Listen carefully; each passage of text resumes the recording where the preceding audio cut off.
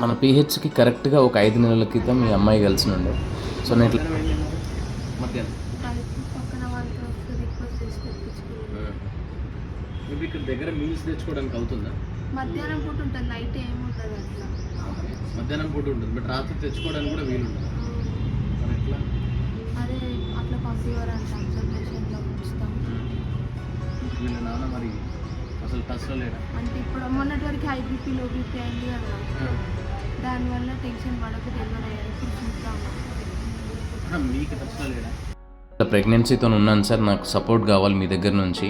ఎందుకంటే వాళ్ళ ఆయనకి ఆమె గొడవడం వల్ల 6 నెలలు ప్రెగ్నెన్సీ ఉన్నప్పుడు వదిలేసి వెళ్ళిపోయాడు. సో అప్పటి నుంచి తన డెలివరీ అయ్యే వరకు మనం ప్రతి నెల ఆమెకి గ్రాసరీస్ అండ్ అదేవిధంగా కరెంట్ బిల్లు, రెంట్ ఇవన్నీ మనమే పే చేయడం జరిగింది మన పిహెచ్. అంటే మాట చెప్పేవరకు బట్టలు లేవు అని చెప్పేసి అని అంటే ఎట్లా అనిపిస్తుంది చెప్పి. ప్రస్తుతం అయితే ఇంకో ఈ బట్టలు అయితే ఉంచు, మీ పాపనైతే జాగ్రత్తగా చూసుకో బస్, అంతే.